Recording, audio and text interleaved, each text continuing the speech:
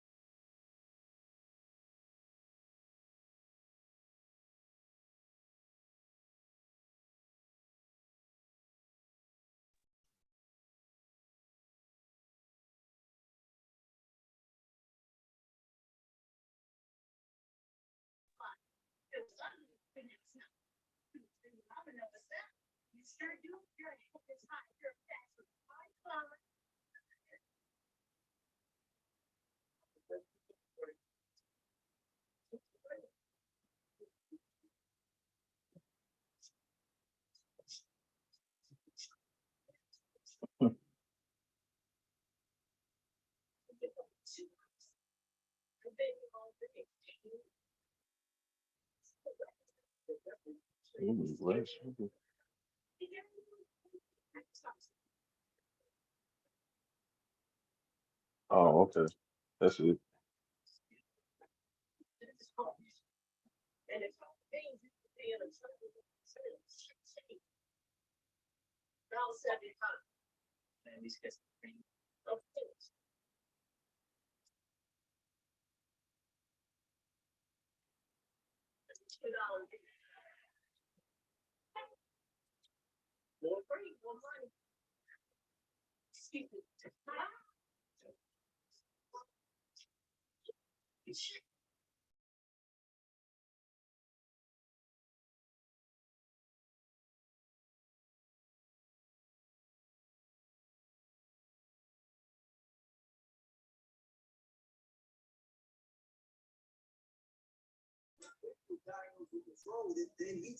Can you hear me, Doc?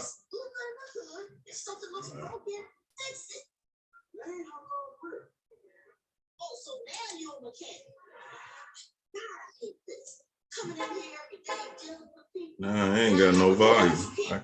You saying anything?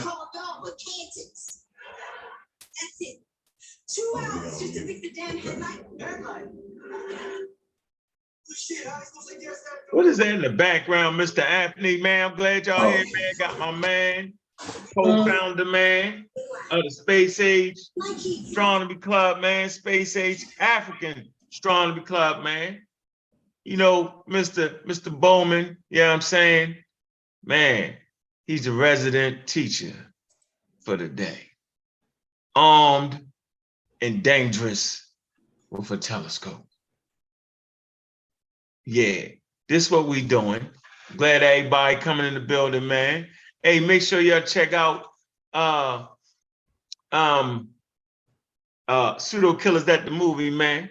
You know what I'm saying? This is Pseudo Killer production, yo, right here, man. Yeah, we ain't doing the faker shit. We can't do it.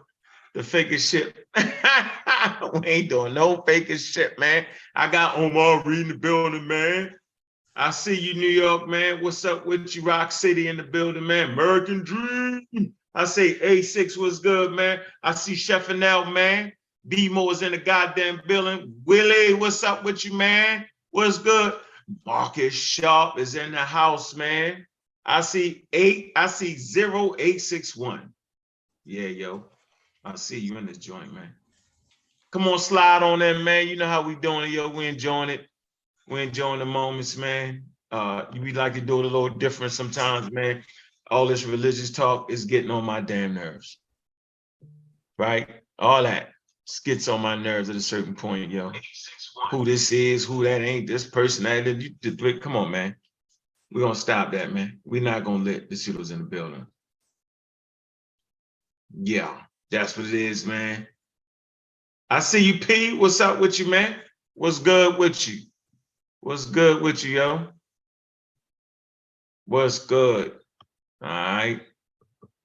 Yeah, so yeah, we getting in there, man. Let the people come over at 20. Yo, we ain't gonna start to at least get 40, 50 in here, man. Do our thing. Hey, brother Anthony, man, what's good with you, man?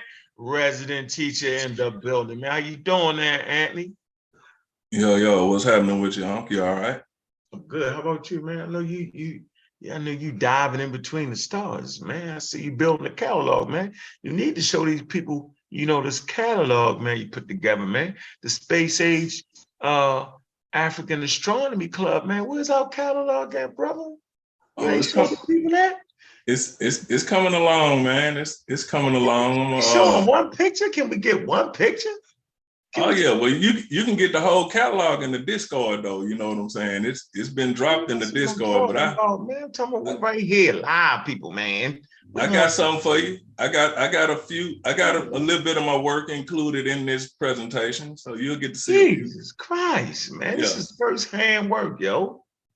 I got a few in this included in this presentation here, so you'll get a good idea of what I'm working on. But yeah, man. Yeah. So what I learned from Mr. Anthony is that astronomy clubs have catalogs where the people in the club take pictures and build a catalog, and that's what we've done. Not the we, that's what he did. Not gonna sit up here and lie. Do not give me credit for something I did not do. I'm learning as we go along. So sit back and enjoy the experience, man. Mr. Anthony is definitely my astronomy teacher. And I suggest you sit back and learn from the brother too. All right. We got our telescope in the background. You know what I'm saying? I'm gonna pull it around so y'all can see it, man. And in a second, I'm gonna turn it over to him because this is what he's doing, man. Make sure y'all be in the building, man, for the pseudo killers at the movies. We got them clipped up. They clipped up. We got them. Put me in the game, coach. We got them clipped up. Yeah, Andy, man. So how you feeling, man? You know what I'm saying? Where we at? Well, they doing good, man. Hearts in the building and all that, man. I'm ready to rock. It ain't gonna take long. I ain't gonna hold the people too long. I see it's Sunday, got the All-Star game going on and all that there. So. Yeah, about no damn All-Star game. You the All-Star game, man. Bobby Banger. We don't care about no All-Star game, man. We care about these cosmos. Come on, hey, Andy, let me tell you, man, that I really appreciate you, bro. I don't know if I told you that, man. Everybody has their skill set, right? Everybody has their area. And they always play this game. We got all these bases covered, man. We're definitely armed and dangerous. The role you play is essential in what we're doing. We, just want to get people interested in astronomy, yo. That's deep, that's real. And we talk about this all the time, man. You talk forever, right? And now I would like to do this real fast before you get started, man. We're gonna let them, till they pile up in this building, man. I think I want to do this right here. I want to go and show you. See what they do is they always focus on damn religion when you dealing with Africa. They always do it, Anthony. Yeah. And I don't like that, and it ain't fair, and it's some nonsense, bro. You know what I'm saying? I feel it to be nonsense. I just do, bro. I feel it to be nonsense because it's not fair, right? They already hoodwinked us with the whole religion thing. They always told us we the most spiritual, right? And they gave us a definition of what spirituality is, which nobody can seem to agree with. You know what I'm saying, Anthony? Yeah. It's foolery, bro. But while we consider ourselves to be the most spiritual on planet Earth, right? Mm-hmm. Yeah. The other human beings on planet Earth, right? They looking past what they gave us and called spirituality, and they all in the bushes and all in the weeds, all in Africa, yeah, I'm saying, looking at the technology and science. While we over there, the SAR and them, oh, the SAR's just, man, we all on that, but we ain't on this right here, right? And let me tell you why this right here is an all African thing. Let me watch this. Let me do this. I'm gonna warm y'all up. I'm warm the crowd up, man. I'm your hype man for the day. Right? You know what I'm saying? All great heroes need a hype man. Daggone right, yo. I want y'all to get what I'm getting from the brother. Humble brother.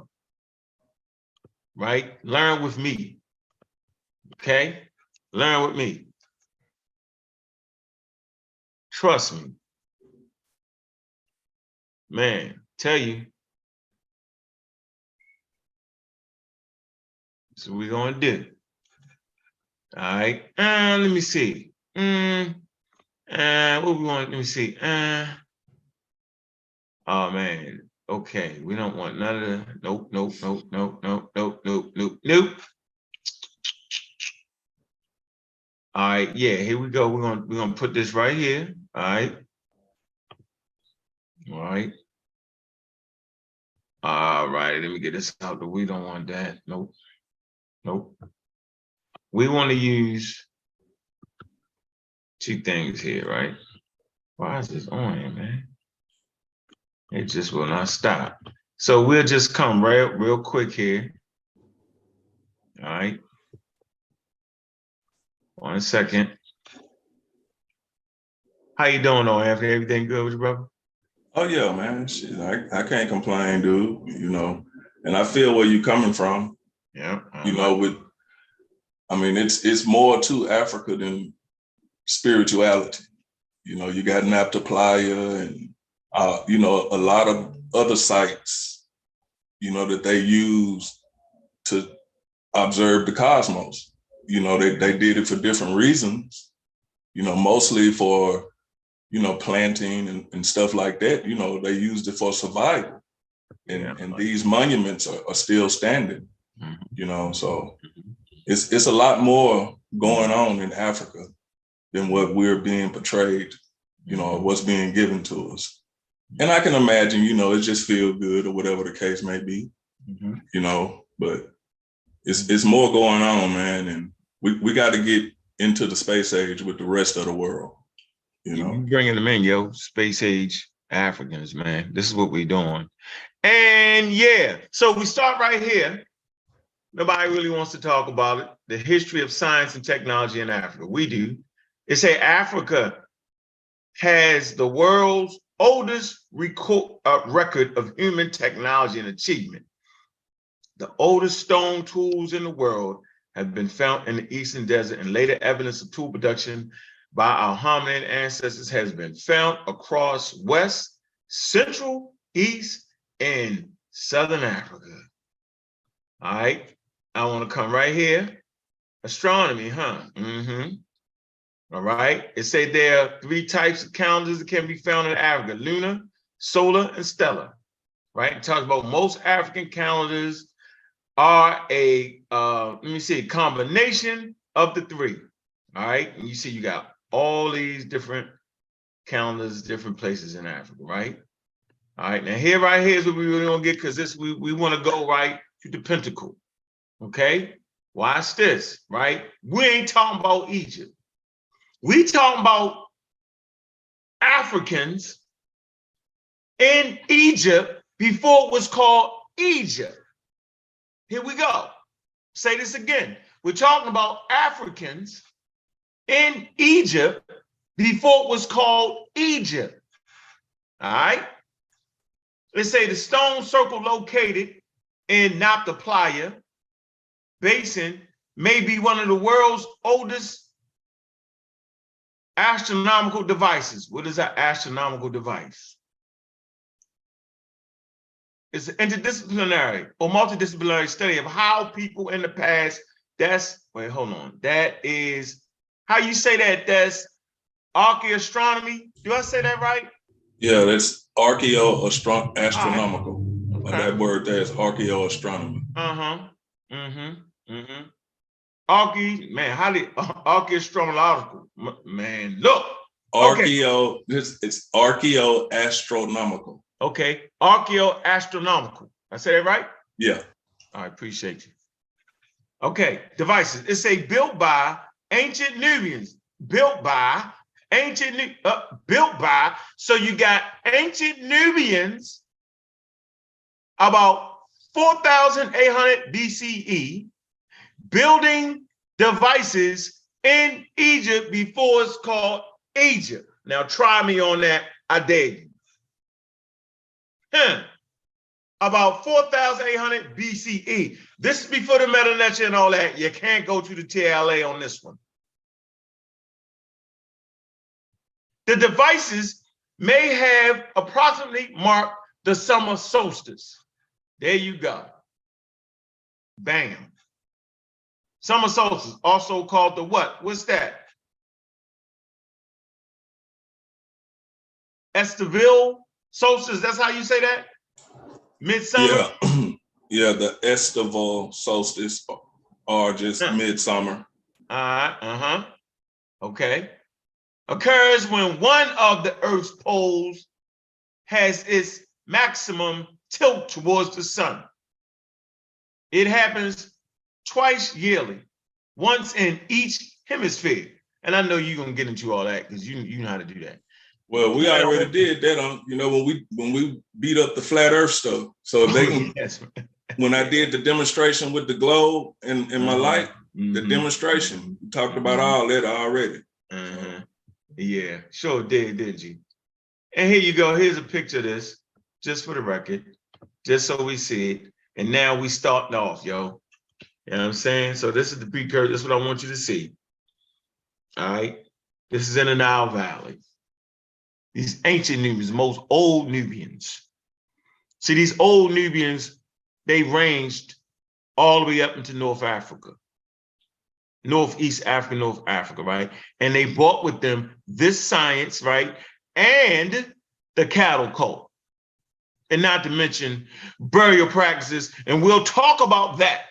Yeah, because in this same area, they got buried one of the oldest stone structures they got in this area. It's a buried a big block, but it looks like it's a carving of a cattle. Okay, so now, man, we in the loop, yo. Now we got people warmed up, man. Talking about something different, man. We got 44,000 in the building. We 6 away, man. Y'all gotta like and subscribe. We only got 21 likes. Come on, man, like and subscribe. Okay, catch that up, man. All right, we got Indigenous Black man in the joint. He says Stone Crescent. I ain't tripping. Late Show 42. Make sure you subscribe to the Late Show, man. You know I'm a supporter of that from day one, yo. Remember them days in the car, boy. All right. Yeah. So yeah, we about to crank it up, man. We almost at our number, man. Y'all gotta like and subscribe, man. Support the Space Age Astronomy Club, man. Space Age Africans, man. We here in the building, man. You can get your merch too. We got all that. And yeah, we right where we want to be at, man. So yeah, I want to introduce you, man, to today's resident teacher on said subject, man. Man, Space Age African himself, Anthony. What you got for us, Anthony, man? I'm gonna go ahead and make sure, man, if somebody want to jump on with you, they could definitely jump on. And hold on, I gotta make this. Let me get this right here, man. Hey, well, you can mute them, put them out, whatever you want to do. Hold on. You full control of this, man. 1 second. Boom. All right, here you go. Co-hosting together, man. You got the power of the universe, man. All right. Yeah, so what's going on, man? What it do, man? Talk to us, man. Get in this, man. Peace to you, my brother. Peace to everybody in the chat. Appreciate you for tuning in. I just want to speak a little bit about stars and the role and what they play and how the role that they play in, the creation of elements and just everything we know. So let me pull this up and get it started.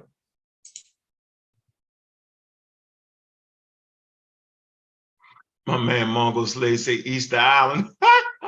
Yeah, this occurred about 2,000 years prior to that.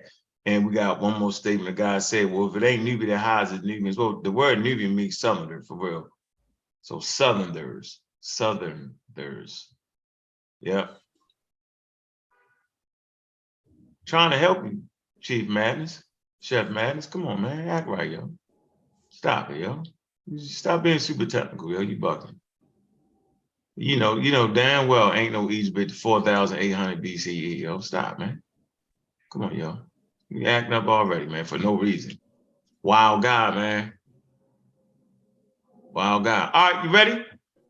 Oh yeah, I'm ready. Can you see my screen? Oh, got you. Okay. All right. Okay, these are two of the articles that I use to describe what we'll be talking about today. So y'all can put these in your pseudo killers space age astronomy, space age Africans astronomy club folder there, which you can find them in the Discord as well. But they just basically talk about the formation of stars and the classifications and how do they come to those determinations. So let's get it in. All right, this first slide here, this basically sums up the whole process, which right here we have the what starts it all is the star forming nebula, or this is the nebula, which a nebula is a big cloud of gas and mostly hydrogen, some helium, and other elements depending on the stage of the nebula. But your stars form here. The first stage of the star would be a protostar, and based on its mass, it's going to take one of three routes. So the smallest of all would be the red dwarf, which is the most abundant star in the universe. 75% of the stars are mainly red dwarfs. You can't really see them because they're not really emitting a lot of light. They're very small. There's not enough mass for it to really ignite and fuse helium. Then you get your low mass stars, which would be one like the sun, which fuses helium and goes on to be a red giant planetary nebula, back to this star forming region. The higher mass stars, which are more massive, they have an abundance of helium to burn, but their mass makes them burn a lot faster. So this is, like I say, the first stage, main sequence stage, then it goes into the giant stage, supernova, and so on. All right, this is a picture of what's known as the Orion Nebula. And this is one of the pictures that I've taken myself. And this is a star forming region. So you have stars forming within this nebula here. And this is something that you can see with your naked eye. This time of year, you come out sometime tonight, look towards the west, and you should be able to see Orion, the constellation Orion. Well, this sits within the constellation Orion, and there are stars being born in this nebula here.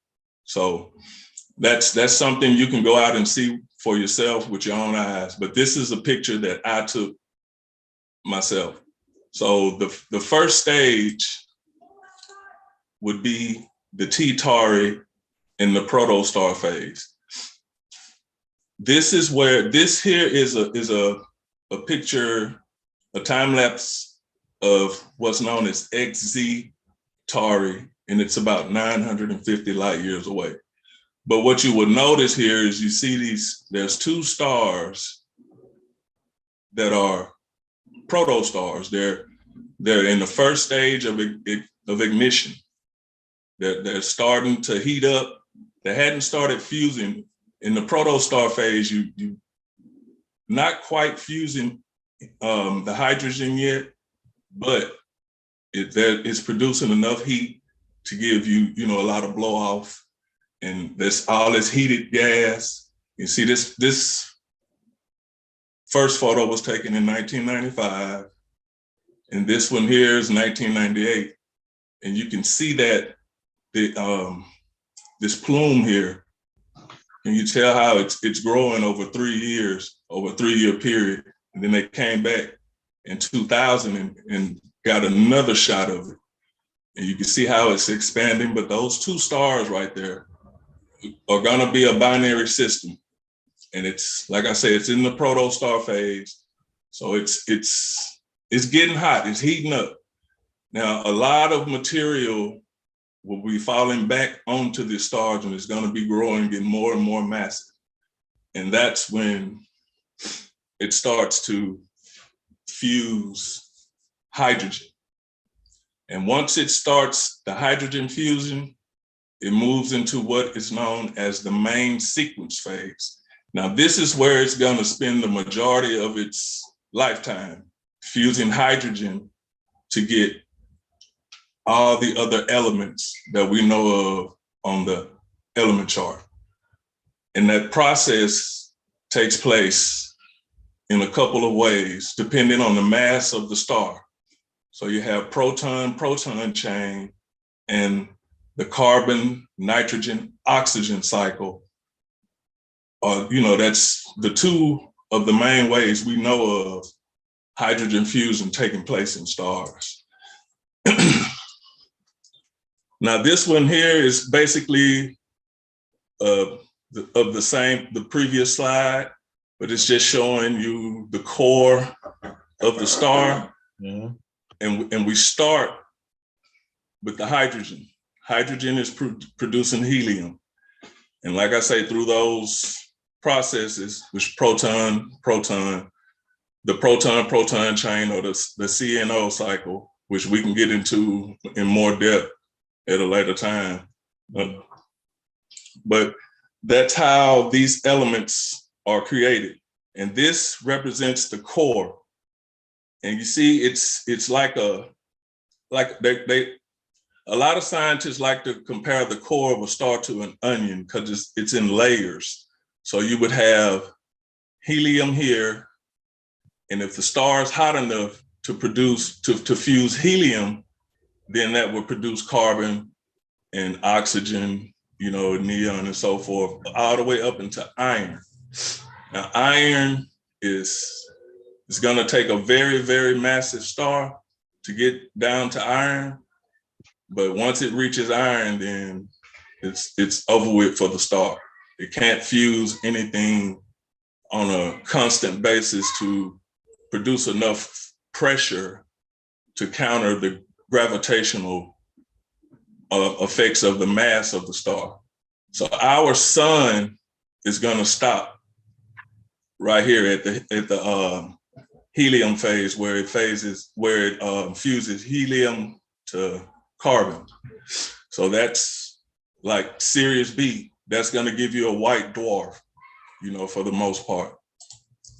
Did the doggone say they didn't say it? They did say they didn't say it. They did say it. They didn't. Yeah, something like that. Something like that. Okay, so once the star is fusing hydrogen and it's moved into the main sequence, now we can get into the classification of the stars. And one of the main things that they need to classify stars would be the temperature. And this is a law, which we've spoken about, laws and, you know, the different aspects of, you know, scientific laws and theories and all that stuff. Well, this one is called Wing's law. And what it states is that the wavelengths of light emitted by a black body will depend on the temperature of the object. So here's an article you can look into that'll give you a good understanding about black body radiation and what they're speaking of. But basically what they're saying is matter generates heat, and that heat can be seen as light. So that's basically what it's saying. And the electromagnetic spectrum is what we use to determine the spectral class. I mean, these are the tools we use to determine the spectral classification and to observe the electromagnetic spectrum, which is the wavelength of light that's being emitted by the matter. So stars usually, most the stars you can look up in the night sky and see, they emit in the optical range of the electromagnetic spectrum. And you notice the colors. See, the bluer the light is, the more intense the wavelength is of the light, which means it's hotter or it's more dangerous, or however you want to put it, all the way down from blue down to red, which is the coolest. And this is Hubble. We're all pretty much familiar with Hubble. Hubble sees mostly in the optical range of the electromagnetic spectrum. And this is Webb, where Webb sees mainly in the infrared. So there are two different types of instruments looking at the same objects, but they're looking at it in different, wavelengths of light. Now, to get the surface temperature and the color, like I say, the color, you have to pay attention to the color, because the color of the star correlates to the temperature. So these are stars in the main sequence. These are all the colors that you'll get from stars in the main sequence, with red being the coolest, all the way up to blue being the hottest. And these are the labels of the different types of stars based off of their color and their temperature. So an O-type star would be the most massive and the hottest, whereas an M-type star, which is red, would be, the coolest and the smallest of the main sequence stars. Now, this color also correlates to, stars in different phases as well. And we'll get to that in a minute. So you take that color, and the temperature, and that correlates with the size and the luminosity of the star. So basically, our sun is a G-type star. So it's not really, it's hot compared to what we understand as hot, but when you're speaking of stars, it's not really, it's just the average dude, pretty much, when it comes down to stars. Now, the luminosity can be a little tricky as well. So this is how they get the luminosity of a star. They measure the spectra from the photosphere of a star. And there's a difference in the main sequence phase and the giant phase of a star. So when stars like Betelgeuse are the most massive stars the biggest stars we see would be mainly red stars, and they're in the supergiant phase or the giant phase. So they're basically about to die. And their photosphere is less dense. And that gives you a narrow, see those dark lines in the spectrum? See how narrow they are? That lets you know that there's a lot of energy able to escape the star because the photosphere of the star is less dense. That means it's puffing up. It's burning off all of it. It's burned off all its hydrogen. And now it goes into a phase where it starts to swell up. And that's what all main sequence stars will do. Well, when they take the spectra of a main sequence star, they can see that the photosphere is more dense and there's less light being able to escape the photosphere. So that makes the spectral lines much darker and a little bit broader is mainly the term that they use. And here on the other side, you can see the luminosity classes. and how they're categorized, and some examples of those types of stars, which you can actually go out and look at, with the telescope. So you take all that information and they consolidate it into a chart, which is called the Hertzsprung-Russell diagram. And this side over here represents the luminosity, and the bottom row down here represents the temperature. Now you'll notice that these in the middle, this is the main sequence. This is where a star spends 90% of its life cycle here on the main sequence. On the main sequence, it's fusing hydrogen into helium and other elements.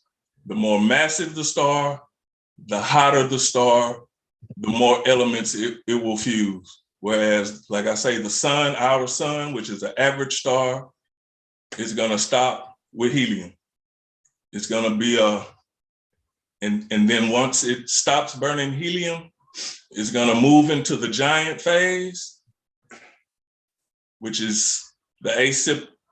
Well, I'll get to that in the next slide. But it'll move to the giant phase, blow off its outer shell, and then fall down into the white dwarf area here. So you see white dwarfs, they're small, they're hot, but they're not that luminous because there's no fusion going on. So all you're really getting is heat. You're getting the light from the heat, but not the light from any kind of fusion. And once they swell up and get into the giant phases, like you see, like Betelgeuse, that's a very popular one right there. A lot of people talk about, but he's in the supergiant phase. So he's not really sure what's going to happen next, but the thoughts are that it will become a black hole sooner or later. So that's the Hertzsprung-Russell diagram. This is how we classify most all stars. And like I said, the main sequence is when it's burning or fusing hydrogen. All stars in the main sequence are fusing hydrogen. Now, once all the hydrogen is gone, it goes into it enters what is called helium flash. So it gets over a period of time, it gets hot enough to fuse heavier helium nuclei. And this is the process that is called the triple alpha process. So you take two heliums, combine them together, you get beryllium, you get, I think this is a photon, and a photon is released. So that process is called, when the star goes into burning hydrogen, was done burning this hydrogen, and there's a shell of hydrogen burning, it becomes a red giant. So it's gonna swell up. And once that core starts to fuse helium, which goes into helium flash, now it's gonna come back down this branch and it's gonna turn, back yellow again. Now you got helium burning in the core. So this is called the horizontal branch.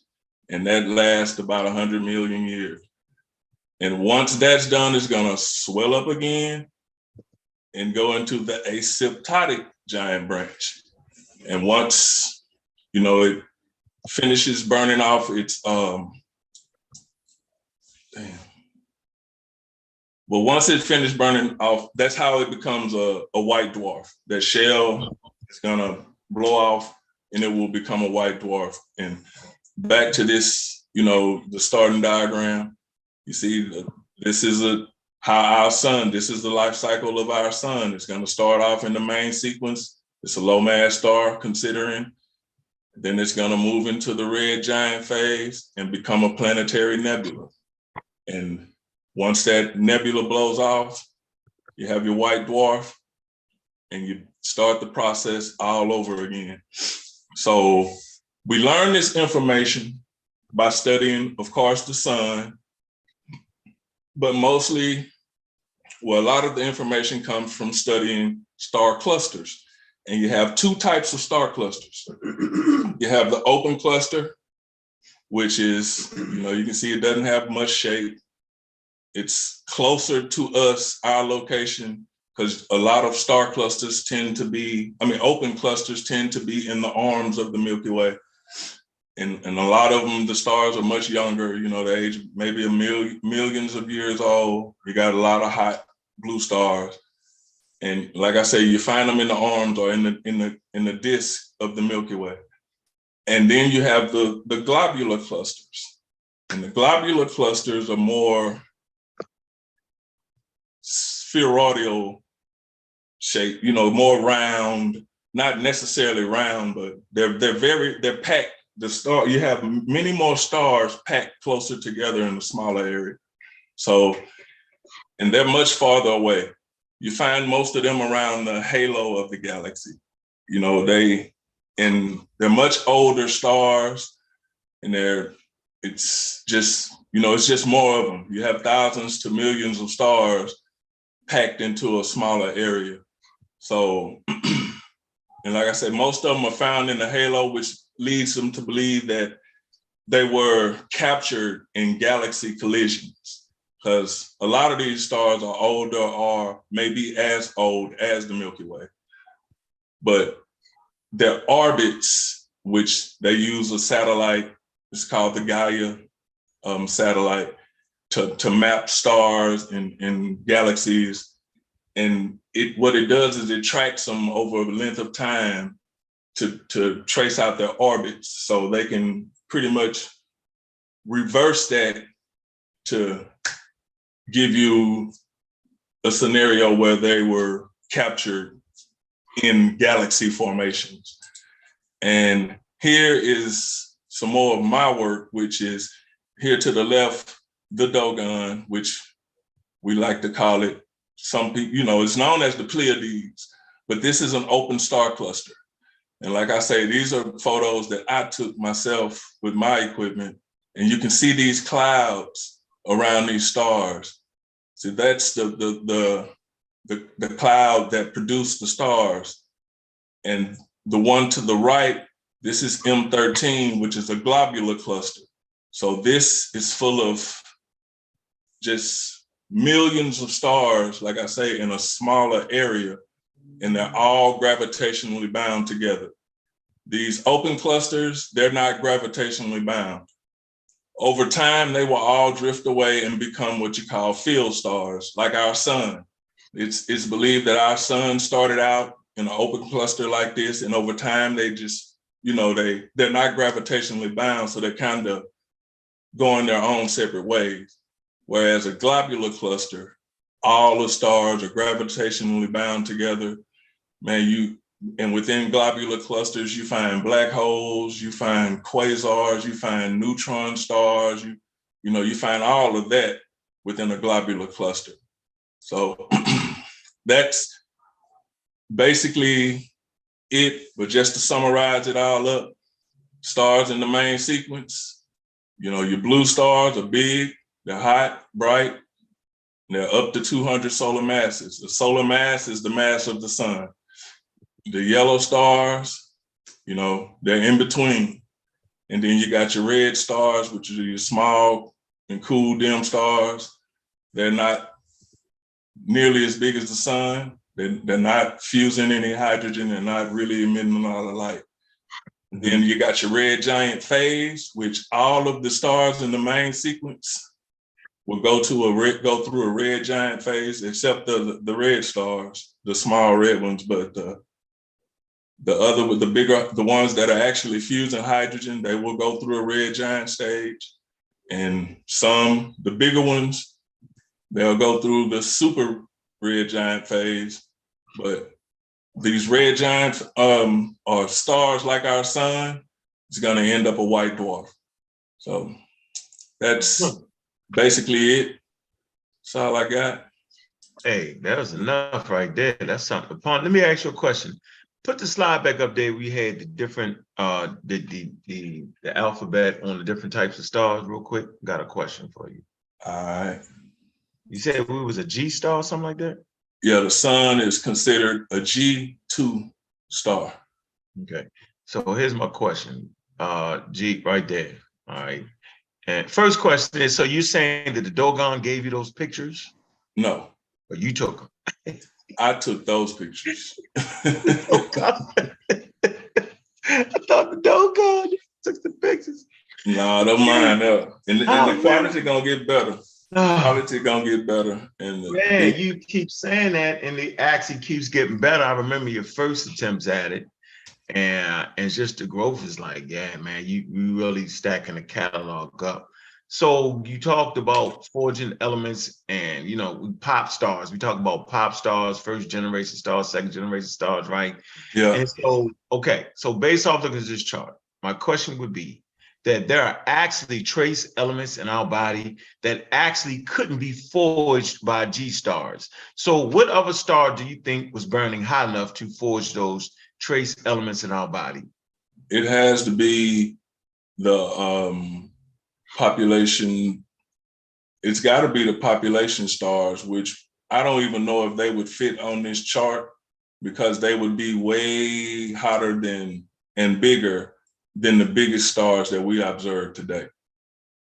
So those stars are the seed stars. Is I hear a lot of astronomers call them the seed stars, which they're getting close. We're getting pretty close to finding. They got a few prospects right now that it still haven't been made official. I'm keeping up with it, but it still hadn't been made official. You got a few groups that have submitted some papers to the Astrophysical Journal, still waiting for review, but they got a few prospects of with James Webb, but they're going to be much bigger and much hotter than anything that we've observed so far. So you think that's the one that forged those trace elements? Yeah, because the reason why they feel like that, that's the case is because the abundance of hydrogen. And hydrogen actually is the hardest nuclei to fuse. So once you get a star to start fusing hydrogen, then it's kind of like a runaway effect because each element after hydrogen, it takes less energy to fuse them. And like I said, at a later date, I can get into the proton-proton chain and the CNO cycle, which is how the elements are forged. Like, okay, you take two hydrogen nuclei, and like I said, nuclei they don't want to be together. They don't want to do it. So you to fuse those, it takes a lot of pressure. And once you fuse it, now you have what's called hydrogen 2 or deuterium, which is an isotope of hydrogen. So once you get those two to fuse, now you have another hydrogen nuclei come along and it fuses. Now you have what's called H3, which is, I think they call it light helium. So now you have a H3, a hydrogen with 3 nuclei, and you get a fourth one to come in. Now you have your helium. But that's a very hard process, and it takes a very, very, very long time and a lot of heat and pressure to do that. And see, our sun, like I say, it's pretty much going to stop at that process because it won't be able to really fuse the helium nuclei into carbon. You'll get some of it happening, but once it reaches that carbon, then it's going to stop. And that's what a white dwarf is. It's mainly a ball of helium and carbon and maybe some oxygen, but a lot of carbon. Okay. More massive stars will be able to take those carbon molecules, and that's where the CNO cycle comes in. The more massive stars fuse, continue the fusion, and then you get your oxygen, you get your calcium, you get your neon, your manganese, all the other elements that it takes to make us. So that's why I feel like it's the population 3 stars or the seed stars, because they were big enough and massive enough to fuse that hydrogen into other elements. And you also have like neutron star mergers. They produce a lot of heavy elements as well, like gold and platinum and that kind of stuff. So, but yeah, we can get into all of that, man. So, okay, so basically you got those first stars produce hydrogen, helium, and a little bit of lithium. Am I correct? Yeah. It was hydrogen, helium, and a little bit of lithium. Yeah. You had a trace so amount what they call lithium. them, Royal? What is it called, yo? Light elements, and then you get to the heavy elements, right? Am I getting this right? Well, hydrogen, everything heavier than hydrogen is considered a metal. You know what I'm saying? Hydrogen is the only one that's not considered a metal. But everything else after hydrogen, and it's not necessarily like a piece of iron or something, it's just considered a metal because it has other trace elements in it. Heavy elements. So, okay, I'm saying it's the light elements first, and you explain why. And then and then you form the heavy elements, which is gold and all that. That's what you're saying? Yeah.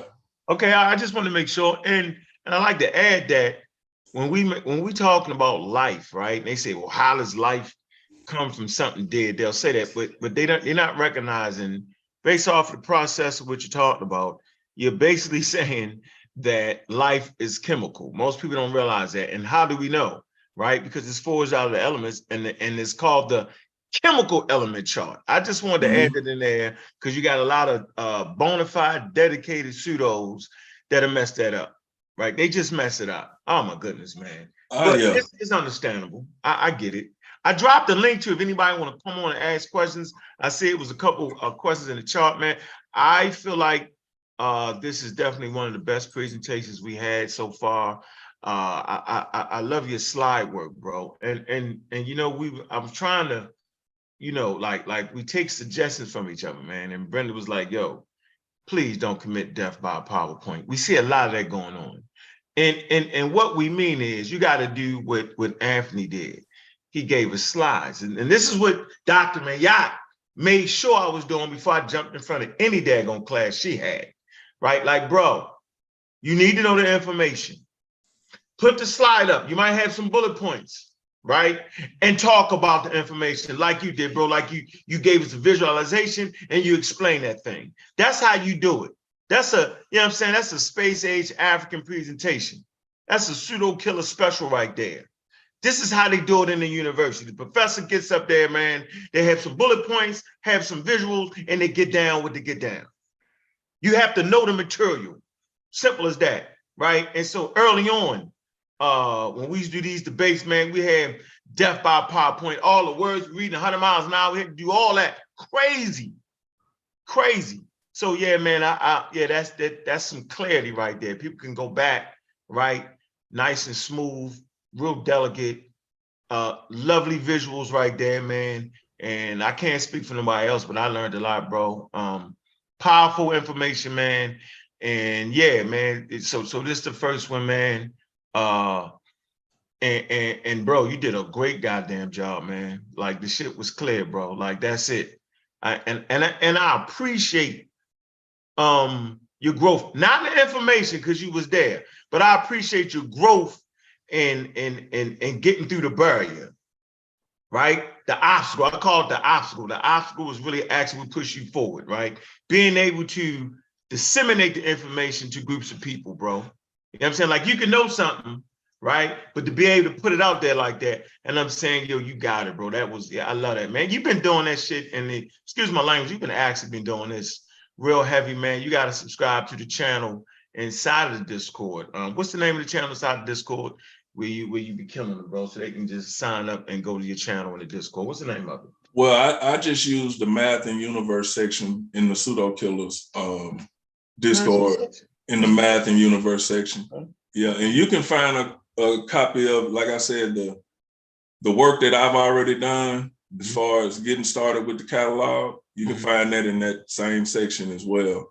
So you can go on there and you can actually join it where you can be notified whenever I add, new pictures and stuff to it, so and everybody welcome to join.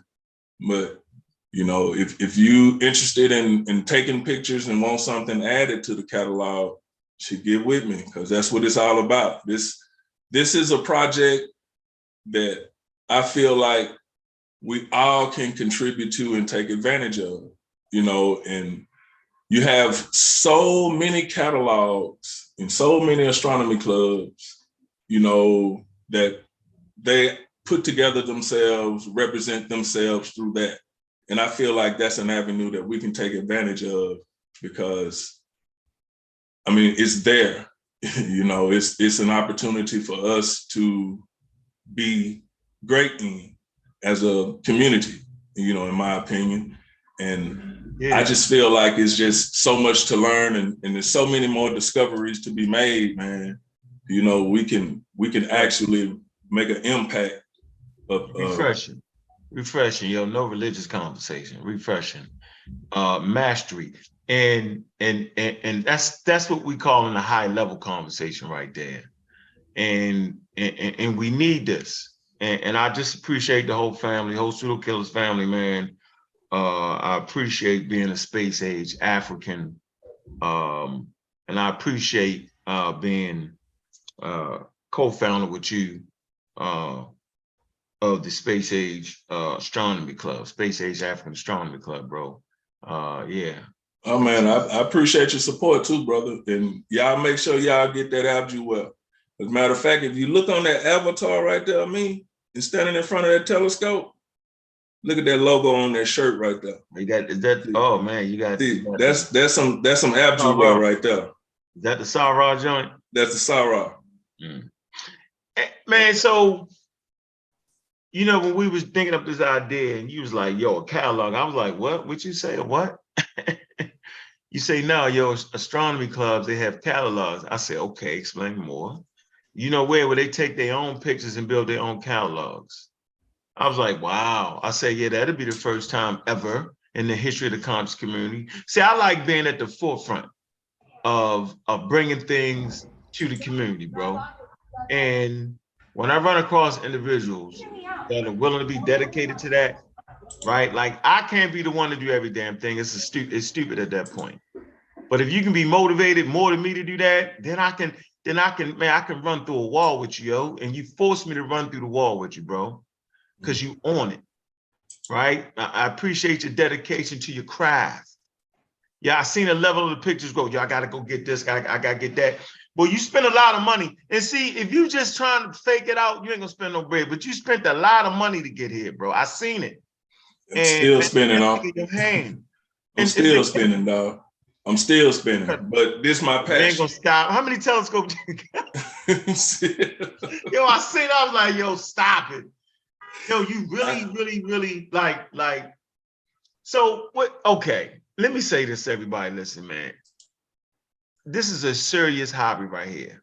Okay, and it's more than just a hobby. It's like the things that you're doing, man. You can start turning some of those things in. What people don't know about astronomy, man, they got the amateurs, right? And you be thinking, well, amateur is not astronomy, bro. No, it's like to be an amateur, you gotta spend that kind of money. You gotta start developing that catalog to be considered that. Am I tripping or not? It ain't just, oh, nah. You got to be producing some kind of work. And once it's really in the level that a person is at, is like he was just saying, is it can be measured by the money they're spending. Because like I say, the telescopes that I'm using now are for visual. Those are, you know, mainly visual telescopes. They're not really that good for photographing, but I'm working with them and I'm learning with them. Now I'm getting ready to upgrade to visual telescopes.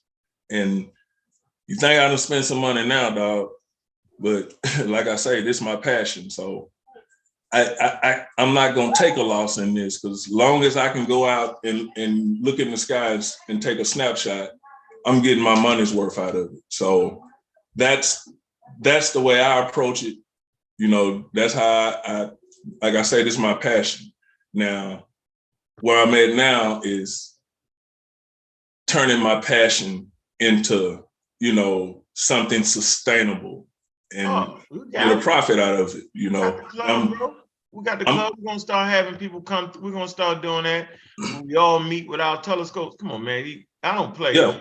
I don't play. I don't play. Like, this is something unique to our community, bro. And we deserve to have this. You know, we deserve to be out there and look at these damn stars, man. We want to talk about ancient history, right? At the origin of the ancient history of the biological organism. Make sure I hit the link, man, and come on in. The origin of the biological organism that would later on be Homo sapiens sapiens is in the damn stars. Y'all talk that we stardust, but show me, right? You just gave that. You just did that. I appreciate that. Yeah, that's hot right there, yo. That's fresh off the presses, man. Yeah, make sure y'all hit the daggone thing, man. I'm gonna start going to some observatories, man, taking video footage, man. Yeah, we here now. We've arrived, man. Well, it's them observatories, man. You can get a lot out of them, and it's like I said, it's some amazing things happening in the universe, dude, that we can take advantage of as a community. I mean, NASA has all kind of programs, man, where they need people to just comb through data. I just checked into another program that they got going on where you just submit pictures of where they want you to just take pictures of galaxies looking for supernovas to go off. And, you know, that's where my interest, you know, mostly lies. So that's, I know what the question is. My fault for cutting you off. It just came to my head. A person was basically saying, do you have any pictures of a star being born? Well, that was one of the slides that I showed. I don't have any of mine. Okay. Now I do have that picture that I showed of the Orion Nebula. But once I upgrade my equipment, because there's some stars that are actually going through the T-Tauri phase in that nebula right now. So give me a few more months and I'll be able to get a better picture of that nebula, and maybe we can see those processes. But a lot of that, you know, you have to see it in infrared, because they're not the protostars themselves. They're emitting some light, but there's no fusion going on at the moment in the proto or the T-Tauri phase. It's getting there though, but like I said, they estimate that it took the sun like 50 million years in the protostar phase. So it's a long process, but like I said, there's some other nebulas like the Eagle Nebula, which I'll be able to get a picture of that around May, going into the summer. I'll be able to get a good shot of the Eagle Nebula. And that picture that I showed is actually a star in the Eagle Nebula. Now, hopefully with my, you know, equipment, I'll be able to get some kind of glimpse of it, but that's on my list for May. I got that on my list. So yeah, I'm working on trying to get a actual picture of that. But like I say, right now, the best I have is that Orion Nebula, the one that I showed. All right, so we got, man, all right, hey, Juju, I don't got to introduce you, man. You family all the way, but how you doing, Juju? I'm chilling, thank you. How you doing, my sister Juju? Peace, Anthony. That was awesome. I'm so happy and excited. Oh, thank you, man. Hopefully there'll be more to come. What's happening with Joe? You all right? Yes, sir. What's going on? I didn't get a chance to hear the presentation. I'm going to rewind it and listen to it. But, you know, I had a question for you, because I hear you talking about looking up at the sky. So I noticed next to the moon, now I don't have my east, northwest, east, south orientation right, but when I look at the moon right now, I notice there's two really bright stars, or whatever they are, next to it. Have you noticed that? What is that I'm looking at? Well, it's kind of hard. You know what I'm talking about? It's kind of hard to say, because when you're dealing with the moon, you're gonna need a more specific date, because the moon is in a different spot in the night sky every night, right? Or in the daytime. You know, it's out during the day and at night. but it's orbiting the Earth. You know what I'm saying? So it's in a different spot. So check it out. So if I go out about 6:30, 7 o'clock, it's just when it starts to get dark. I got two pictures. They're not real clear because you know I'm taking them at night. So Anyway. you're talking about in the West. Yeah, that's gonna be Jupiter and Venus. Oh, is that what that is? Okay, so Yeah. they're super bright. And I'm like, why are they so bright? Yeah, Okay. that's Jupiter and Venus that's in the West, I in the got western you. sky. Yeah. Okay. All right. It- I want right I wanted around to dusk dark, you know, because it's Venus is within the Earth's orbit, so it's closer to the sun. So that's one of them planets you will only see at sunrise or sunset, depending on you know where it's in its orbit around the sun. But Right. you won't be able to see Venus you won't be able to track it across the sky at night. You know, you'll only be able to see Venus and Mercury at dusk or at dawn. So you see something bright, shining really, really bright in the evening time, 9 times out of 10 is gonna be Venus. And if it's in the morning time, in the east, it'll be Venus. So Okay. yeah, but you would probably look, because I know Jupiter and Venus are coming close to each other in their orbits around the sun.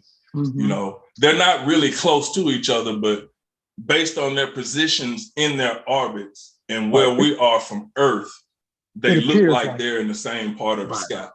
So Okay. yeah, that's what you were looking at. So I just haven't noticed it, so it just stuck out to me. All right. Joel, another thing also, this is for like novice like me and you, not like Anthony, but you can grab you an app from like Google app, like a Stargazer is one. And it works with your phone. You can position your phone to the sky and it'll give you direction, but it'll also tell you the constellations that are like above you. I tried Sky Map, but it was like throwing me off. I kept trying to But you got to calibrate make that thing. sure It was rough. you got to make sure you calibrate your phone. It takes a little practice, but there are others. So if Star Map didn't work for you, try a few more. But you I got use those Stellarium. guys. Stellarium is really good. A lot of That's the people one I like that use a one. lot. I use Stellarium mostly. And But see, I'm near the ocean, so I can smell northeast or south or west. You know what I'm saying? But I know for some people it's hard. But that definitely helps. It's a guide until you're familiar. And Is then there a you way can I just can spot it share? out. Is there a way I can share a photo off my phone? Yeah. You can push share content. See the green button at the bottom? But make sure that your phone is on the screen you want to be shared and not on nothing crazy. Wow. Don't have no wild jungle parties on there, dog. I'm just saying. Oh man, we talk about you for years. Oh, photos. y'all wilding out now. Y'all wilding out. I'm Hold just on, wait a minute. joking. Can I say something? Can y'all Brother see Anthony? that? Hey, Stu. oh yeah, Hey, What's big up going on? everybody. brother Stu P. Yeah, Oh, that's Anthony, nice. I am going to call you a bad word in the black community. A geek, a nerd, but He's a you're geek. cool, and we need to make the word cool. There's nothing wrong with being a read back geek. Nope. Somebody who's going out there looking at science in action. Because astronomy, people go to school and you join the astronomy club, and it is cool to look up at the stars. And we need to It's make that cool. beautiful. And I'm glad Brother On give you the time to show how cool it is. Because our ancestors were always looking at the stars. Facts, We never look down at Stoopies. night. And Brother Anthony, Yes. big up on the presentation. Big up on being a geek and being a nerd. Bloop, bloop. Nothing wrong with that. Appreciate it, man. All right, we see. Yeah. Appreciate it, man. Yeah, Hey, that's gonna be Jupiter. That's Jupiter up there at the top, and Venus down at the bottom. Okay. And that's just that little white streak was a plane going by. So don't pay yeah, that's an airplane now. Yeah. But I see it when I take pictures. I get them streaks in my pictures too, so I know exactly what that is. Yeah, so that's the best I could get. But how come I never noticed it? I've been staring at the sky for a while. Maybe my eyes just not trained. but I haven't picked it up until this year. I saw the second one, the one that's near the bottom. Yeah. And I was like, well, dang, is something coming to get us? No, Oh, you the tripping. more you start observing the stars in the sky, the better orientation you will develop or build. And I Yeah. mean, because I used to be able to pick out like the Big Dipper, the Little Dipper, all kind of stuff when I was younger, because that's what we did in Girl Scouts. You know, we would go camping, and that's the type of stuff they would teach you how to navigate by looking at the stars and your positioning. So things are important also, you know, for like, you know, survival. Get caught up in the, I mean, we have technology now, but I'm just saying, you know, those are good tools to have, good things to teach your children. Well, you Getting know, better sister, connected to nature. Our ancestors used the night sky for a Of lot of course. different reasons. You know what I'm Yes, saying? And to they escape the didn't. freedom, to navigate. Yeah. Yeah. And I think those are the aspects that we need to, you know, celebrate. You know I what I'm agree. saying? But they were using nature to survive. You know what I'm saying? And Exactly. no, they didn't have telescopes. No, they didn't know that stars fused hydrogen. You know, but to them that didn't matter. You know, what mattered was when to plant. You know what I'm saying? And how to get to where it was I needed to go. You know, it's just that simple. You know, it doesn't have to be, I don't know, what's the word, glorified or whatever. I mean, it's just what humans did. And, you know, they did that all around the world in different stages and different civilizations. You know what I'm saying? But the night sky has not changed, you know, in so many thousands of years. You know, it changes, but in a lifetime, you will never see it change. You know, that's because it's beautiful. The objects are so far away. So they did the same thing that I'm doing. It's just that I have a little bit better technology and understanding of what's really happening, because I don't have to use the night sky to get anywhere or know when to plant or whatever. They've already done that work. You know what I'm saying? So I feel like I need to build on their work and take it to the next level. So that's my mindset, you know, my mind frame. I'm gonna give them big ups for what they did, because they did it and it was for survival, but we have to move forward with it, you know. Absolutely. I agree 100%. Space I need them green comment photos. Where them at? I ain't seen them yet. I put them in the Discord. Africans. I missed it. You gonna have to like tag me on the photo. Yeah, I did. I tagged you in the pictures that I put in the Discord, Ms. Julie, but I still got them. They in that catalog. Matter of fact, I think I put them in the catalog too. I lived in the catalog because I'm part of the Space Age African Astronomy Club. So, you already know. and y'all just know that I do take requests. So if you see anything you want to try to get a shot of, let me know, and we'll fit it in. African Astronomy Club. What time Are it you is? making a song, Unc? That made a jingle for us.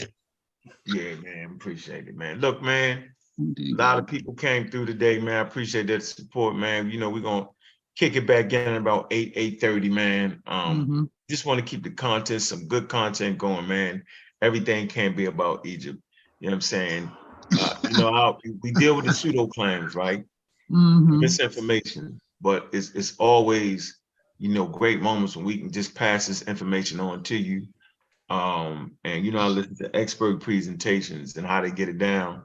And the brother actually gave y'all, he kind of let y'all into the world of astronomy, bro, right there. You know how it worked, right? Go back. He gave you some sources, great websites, right? Go back into that, right? Be a part of the learning process. All right, it's essential, not just sitting here listening, right? You got to be a part of the learning process. You got to go in. We need all the support we can get. You know, we don't need people amening us. We need people helping us out with the research. We need people helping out with the support. Be a part of this movement, man. This movement is real, man. We killing pseudoscience, man. right? We're not sitting around listening to the dedicated pseudos no more. We got our eyes on the prize, man. Is understanding what the experts are telling us, and hopefully we are motivating people to become experts. Don't talk me to death, right? Don't act like you playing NFL football. You ought to score a touchdown, money more than quarterbacking. I can do, no, you got to be in the game. Got to be in the game, right? Get in the damn game. Don't be like the Nation of Islam. We want our own scientists. Shut up. Took millions of dollars. You could have been had your small little lab with some real virologists, right? No, they tricking us. We tired of being tricked around here. We tired of being in cults. We tired of talking about religion all the time. Not knocking your religion, but there's other things to talk about. And Brother Anthony brought that today, man. Yes, he With did. that, man, we out, man. Peace. Yeah, we out. Anthony, you know what it is, man. I see you tonight, man. We got a whole chat, you know, full of healthy Africans, man.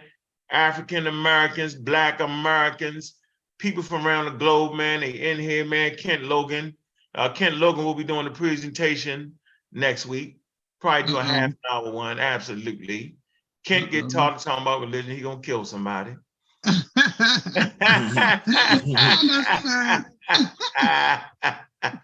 We cannot let him kill one of us. We gotta let him go. Let him man. get it in. Yeah, we get.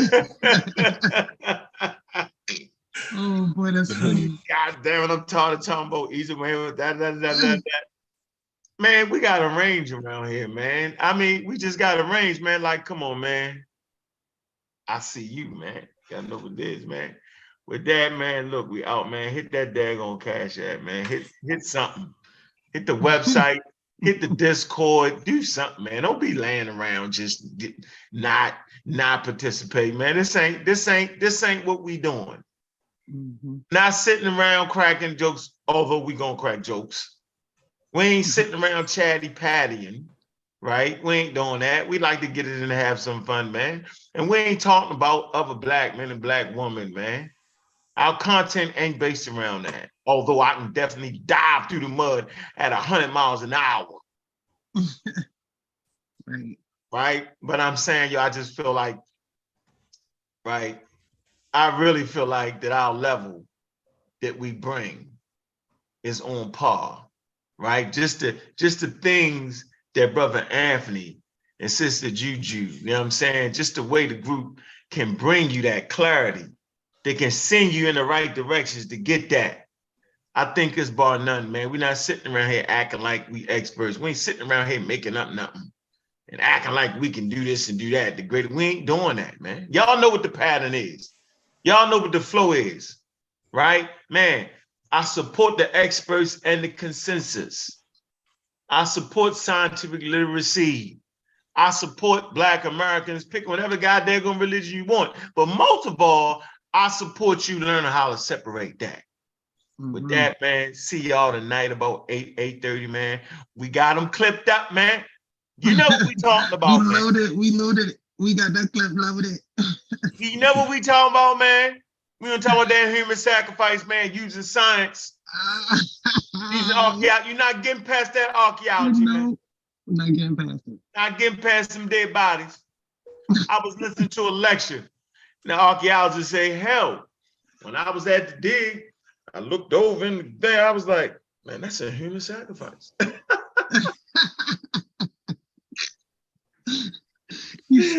years of field research. Tell the difference between, we just, put a man in, they have sacrificed that man for something, man. There's a difference. We're going to find it out tonight, man. Appreciate everybody, man. Hey, like and subscribe, man, to the Magi Artists, man. I'm a Raw Squad official, man. Y'all know what it's been. Shout out to Dr. Oyamayat. I'm a Raw Squad official, man. Shout out to Sister Naya, man. I'm a Raw Squad official, man. And to further notice, man, we out, Juju. Appreciate you, man. My partner in crime, Juju. Absolutely. Elevating the game around here. And closes out Mr. Anthony Bowman. Yeah, I'm saying. Starman. That's Starman. Starman. We call you the Starman. Starman. Yo, there you go. Woo-wee. Well, I just want to say thank you to everybody that, tuned in. everybody that's interested, like I said, this my thing. This what I love to do. Oh, and let me say a lot of them slides are like, well, I told you my pictures, but a lot of them are screenshots that I get from Professor Dave, a cat I like to listen to named David. I can't think his last name. I'll get that for you. And you know, from we'll PBS. Put it in the bottom. We'll put it in the thing. Okay, yeah. So I want to make sure I make that known. But the photographs are mine. Those are ones that I actually take. But like I said, I want to thank everybody for tuning in. I want to thank you, Brother for the opportunity, you know, just to discuss what I love to discuss. And like I say all the time, you know, just I much rather deal with questions that can't be answered than answers that can't be questioned. So that's why I stand. That's why I love astronomy. And like I plan on building on this, you know, this is the overview. Now we can get deeper into each one of those slides and those processes. So be looking out. That's coming up. Killing the pseudoisms one pseudo at a time. The fake, you coming up with the fake universe, they make up the fake, oh, we can see this. We know the ancient African culture could do this, man. Stop it. Stop it, man. Anthony, when you get a picture of Nibiru, let me know, okay? Oh, y'all crazy. Nah. Hey, I do request Sister Juju, but I can't do the impossible. You know? No. Hey, what show up in the telescope is what show up. If it don't show up, then... Hey, and then, you know, daggone well, you got some little men in that daggone telescope, yo, putting up them pictures. Yo. I can't believe somebody told you that. I'm crying. But they ain't got no pictures of Nubaru though, huh? He ain't got no... Oh my gosh. Somebody actually looked at me in the face. A flat earther. Yeah. Amen. True story. Flat earther told me that it's a man inside my telescope changing pictures every time I move. Every time you repeat it, it gets funnier and funnier. Hey, I don't do the God thing, but that's, like they say, that's the God's honest truth. Took the glasses off like this, flat earth. He said, Anthony, now you know there's a little man in that telescope. And every time you move it, he's putting up another picture. And with that, man, look, man, we out of here. See y'all tonight, man. Pseudo Killers at the movie.